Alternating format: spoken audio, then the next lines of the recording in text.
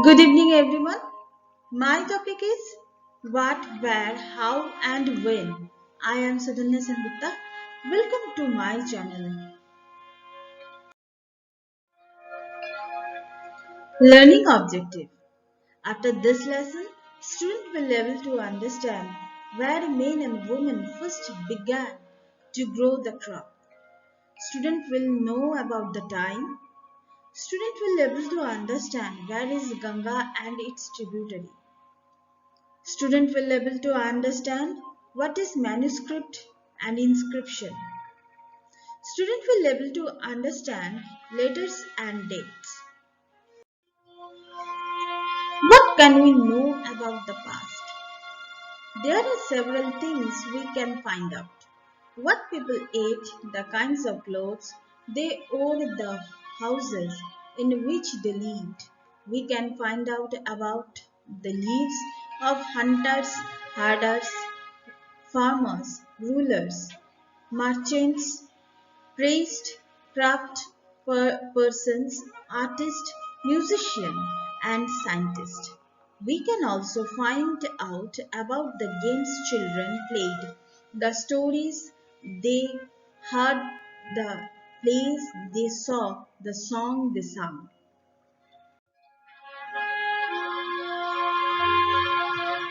Where did people live? People have lived along the banks of the river for several hundred thousand years. Some of the earliest people who lived here were skilled gatherers. They, that is, people who gathered their food. They knew about the vast wealth of plants in the surrounding forest and collected roots, fruits, and the other forest produce for their food. Now, find the Suleiman and Khirthar hills to the northwest, some of the areas where women and men first began to grow crops such as wheat and barley about 8,000 years ago are located here. People also began rearing animals like sheep, goat, and cattle lived in villages. Locate the Garo Hills to northeast the Vindhyas in central India. Ganga and tributaries. About 4,700 years ago, some of the earliest cities flourished on the banks of this river. Later, about the 2,500 years ago, cities developed on the banks of the Ganga and its tributaries and along the sea coast. In ancient time, the area along this river of the south of the Ganga was known as the Magadha. Now, lying in the state of Bihar, its rulers were very powerful and set up a large kingdom. Kingdoms were set up in other parts in the country as well. Throughout, people traveled from one part to the subcontinent to another.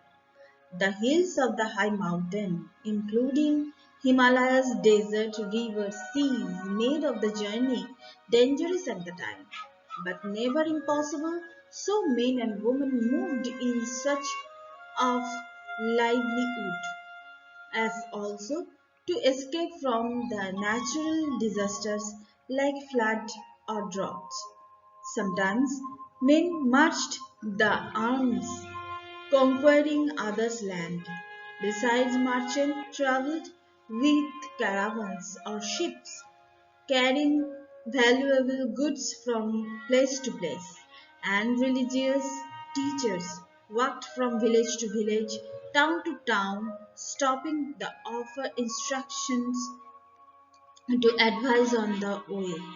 Finally, some people perhaps traveled driven by a script of adventure, wanting to discover new and exciting places. All these lead to sharing of ideas between people. Name of the land. Two of the words we often use for our country are India and Bharat. The word India comes from the Indus called Sindhu in Sanskrit. Find Iran and Greece in your atlas. The Iranian and Greeks who came through the northwest about 2500 years ago and were familiar with the Indus called in the Hindus or the Indos, and the land of the east to the river was called India. The name Bharata was used for a group of people who lived in the northwest and who are mentioned in the Rig Veda, the earliest composition in Sanskrit. Later, it was used for the country. There are several ways to finding out about the past. One of the search for the read books that were written long ago. These are called manuscript because they were written by hand. This comes from Latin word manu meaning hand. These were usually written on palm leaf or the specially prepared bark of a tree known as a birch, which grows in Himalayas. Over the year, many manuscripts were eaten away by insects. Some were destroyed, while many have survived, often preserved in temples and monasteries. These books dealt with all kinds of subjects, religious beliefs and practices, the lives of the king, medicine and science, besides were epics, poems, plays. Many of these were written in Sanskrit, others were Prakrit and Tamil. We can also study inscription. These are writings on relatively hard surface such as stone or metal. Sometimes kings got their orders inscribed so that people could see to read the obey them. There are other kinds of inscriptions as well where men and women recorded what they did. For example, kings often kept recorded to victories in battle. There are many other things that were made and used in the past. Those who study these objects are called archaeologists. They study the remains of buildings made of stone and bricks, painting and sculpture. They also explore and excavate to find tools, weapons, pots, pans, ornaments, and coins. Some of these objects may be made of stone, other of bone, baked clay, or metal. Objects are made a hard of inspirable substance using survive for a long time. Archaeologists also look for bones of animals, bird and fish for find out what people ate in the past. Plants remain survive far more rarely. If seeds of grain or pieces of wood have been burned, they survive in the charred form.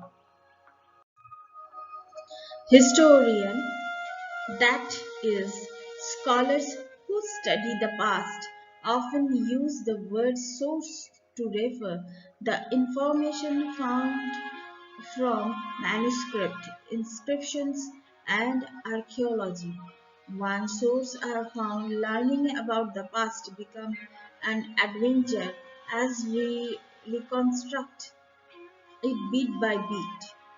So, historians and archaeologists are like detectives who use all these sources like the clue to find out about our past.